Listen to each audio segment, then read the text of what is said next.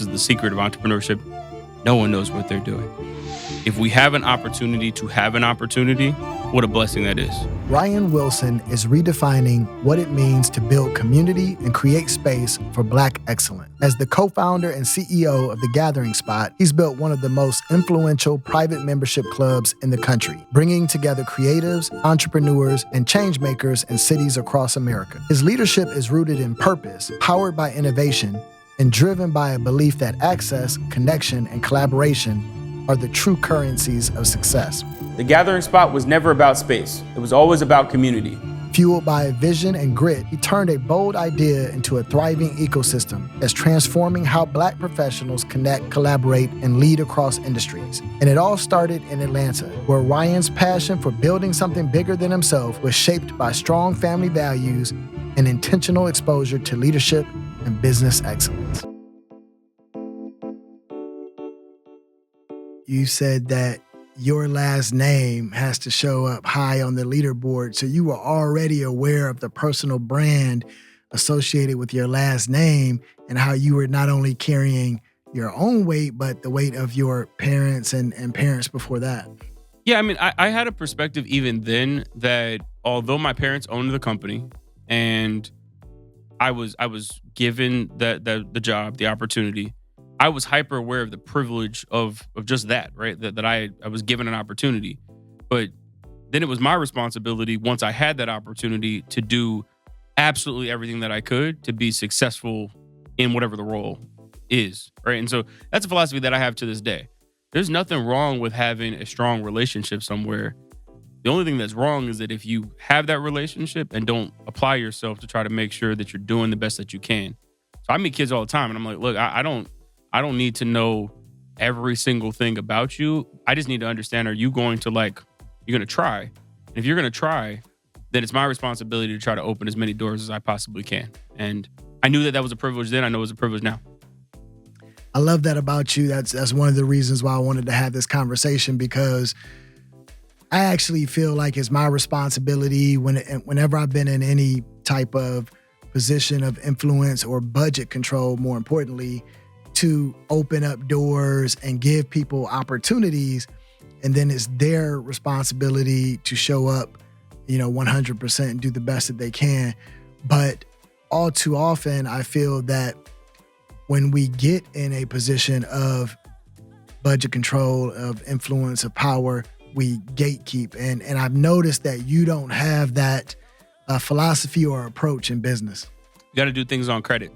And look, there are going to be deals that work out and there are going to be deals that don't work out. But at the end of the day, you have to do what you can control, right? And so what I can control is if I have an opportunity to help to facilitate an opportunity, then that's my job in the equation. And I hope that you do the best that you can do.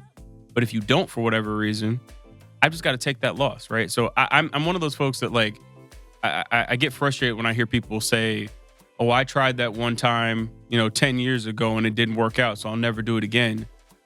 At the end of the day, and I know that you've spoken to one of my friends, Dr. Key. Dr. Key talks about the fact that we have to be intentional about being in support of one another, and that no one is self-made, right? We're all community made is how I understand it. So to be community made, that means that someone had to take a shot with you, on you. And if you're in a position to be able to facilitate and pass that on, then you should do it.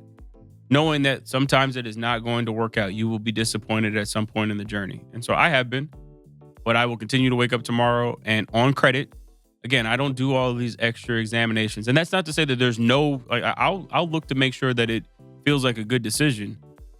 But beyond that, I try to do what I see happen in other communities all the time, where people will take a bet on someone and hope that it works. Well, I think that's the key, what you just said, right? It happens in other communities all the time. All the time.